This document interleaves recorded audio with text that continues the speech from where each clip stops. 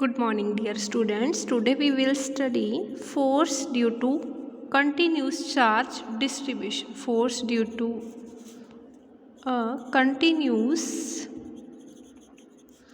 charge distribution. Okay, in the last lecture we have studied about the continuous charge distribution. There are three types of continuous charge distribution: linear charge distribution, surface charge, and volume charge distribution. In this article we will derive the expression for force due to continuous charge distribution. Okay, due to linear charge distribution, due to surface charge distribution, and due to volume charge distribution. Firstly, we will derive the expression for force due to linear charge distribution. For this we have to make the diagram.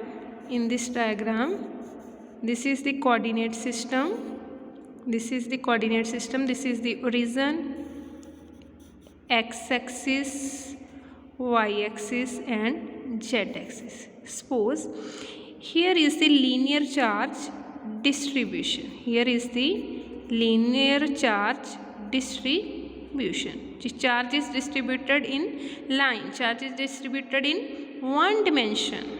Positive charge. Okay. Suppose we have to calculate the electric field. Suppose we have to calculate the force. Suppose we have to calculate force due to this charge distribution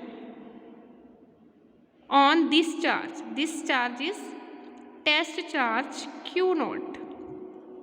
Okay, we will calculate the force on test charge due to small current element. Suppose that current element is this, and the length of this current element is dl. Charge on this current element is dq, and the position vector of this current element is, suppose, r dash vector. And here is the test charge.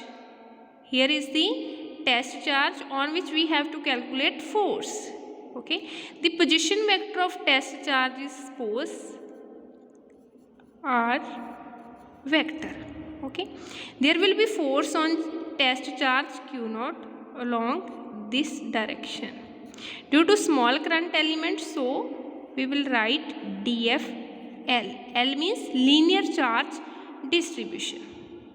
Okay, now draw the position vector from dq to q naught.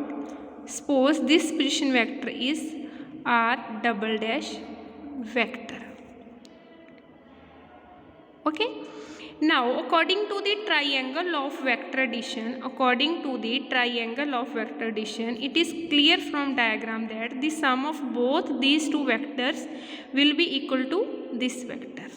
Okay, r dash plus r double dash equal to r vector according to the triangle of vector addition. And what will be the value of r double dash vector? The value of r double dash vector will be r vector minus r dash vector, and its magnitude will be modulus of this vector. Okay, now according to the definition of linear charge density, lambda is equal to dq over dl. Linear charge density is the ratio of charge to length. So, what will be the value of dq? The value of dq will be lambda dl. Now, apply the Coulomb's law. According to the Coulomb's law, what will be the value of FL, dFL? It will be 1 by 4 pi epsilon naught product of charges. Here charges are dq and q naught.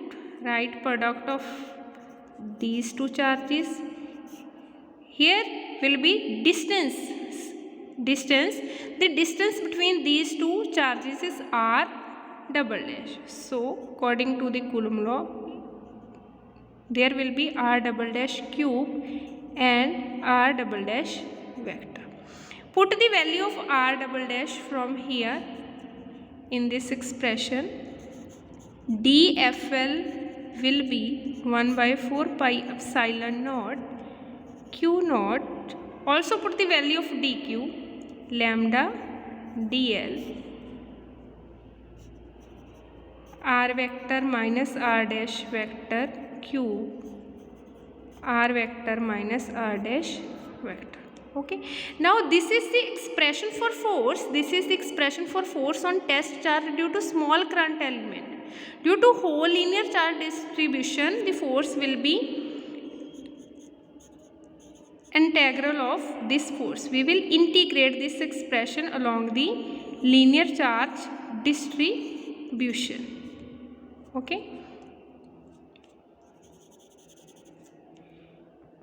dfl. Okay, put the value of dfl and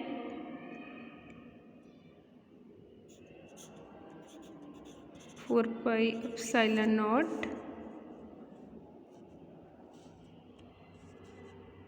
q naught, also take outside from the integral, and this will be the expression for force on test charge due to linear charge distribution. This is the expression for force on test charge due to linear charge distribution. Now, in the last lecture, we have studied that in case of linear charge distribution, the value of dq is lambda dl. In surface charge distribution, the value of dq is sigma ds. And in case of volume charge distribution, the value of dq is rho dv. So, in similar manner,